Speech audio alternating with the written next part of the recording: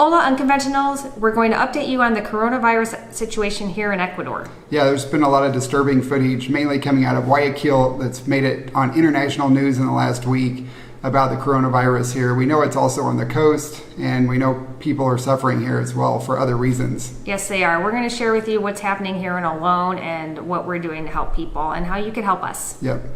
All right, let's just dive in, Amelia. Agreed. So CNN, Wall Street Journal, Fox News, Democracy Now!, a bunch of news outlets shared some really disturbing footage in Guayaquil of dead bodies in the streets. We've heard now that the government is doing a better job of staying on top of things, but the main problem is that all of the funeral homes were closed. They didn't really want to go pick up people. Well, most of them.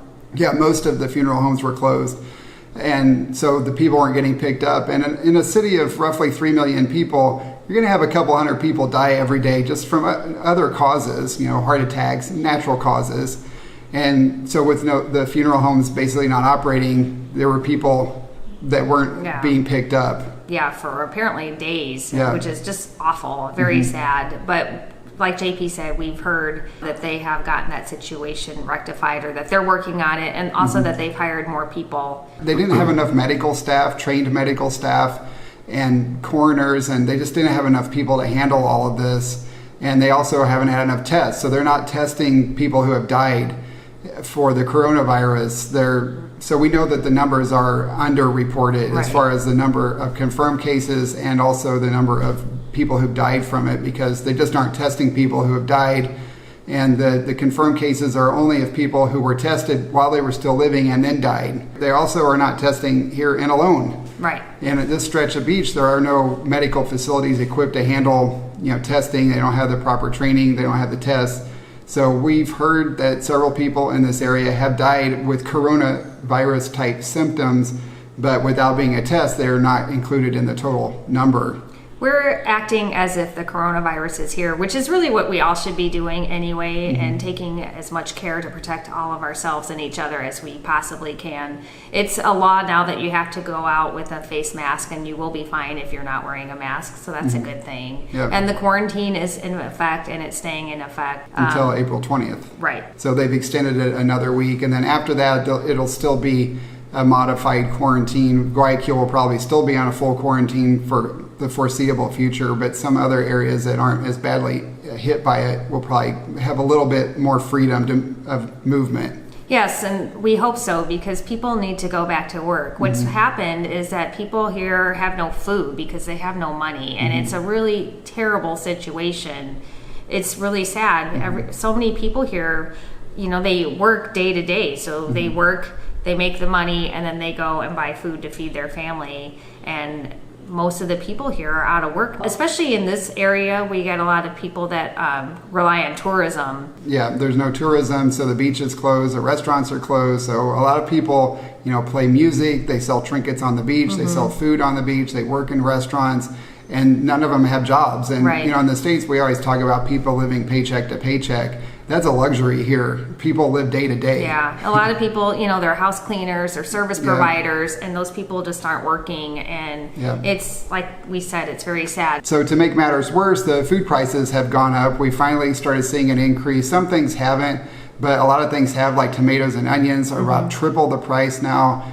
We don't eat eggs, but eggs are about triple the price from what they were. And not only that, but they're hard to find. A lot of the food is hard to find. The mercados haven't been open consistently, although they have been open the last couple of days. They were pretty bare when we were there. There just wasn't a lot of food in them. I was out this morning and I saw both the veggie mercados were open and they had delivery, so that was very encouraging. I know the comuna and all of the comunas have been working to try to get food, because for a while the vegetables were getting pretty scarce. Yeah.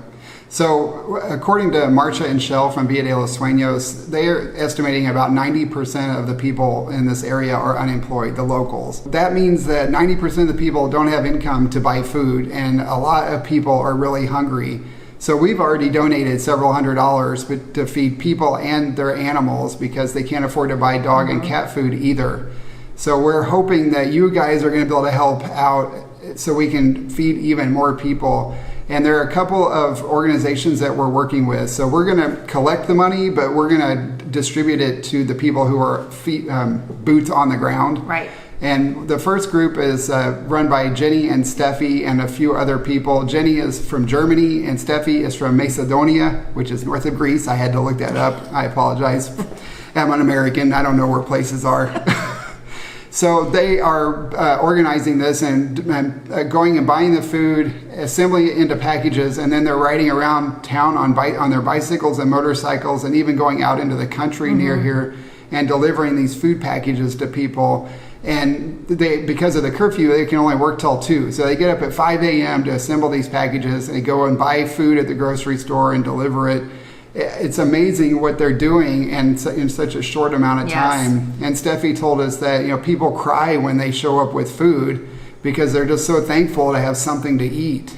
Yeah, I just got really emotional. I know, it's a sad situation. The virus is bad, but the quarantine may actually be worse for people because it affects everyone. Not, the virus affects people who catch it, and not everyone dies from it. Right. But the quarantine is affecting everyone, and people are hungry. Yeah, it's really sad. Yeah. So Rebecca, with Paws Alone, is collecting money and buying dog and cat food because if people can't afford to feed themselves, they can't afford to feed their dogs and cats either. So we've already given money to Rebecca as well to buy a bunch of dog food. I think we bought enough to feed 5 to 7 dogs for a week. No, she said. No, it was 20 dogs and 20 cats for a week. Yeah. So that's how much we've donated to her already. So you have more to say? Oh, I was just going to say the need is great.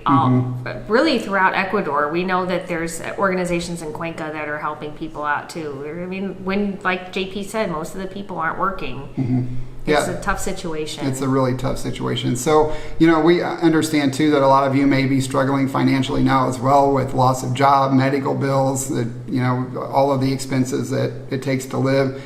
If you are struggling yourself, please take care of yourself. But if you can afford even a little bit, $10 will feed somebody for a week here. And we need as much money as we can get because there's hundreds of people just in this small town that need help.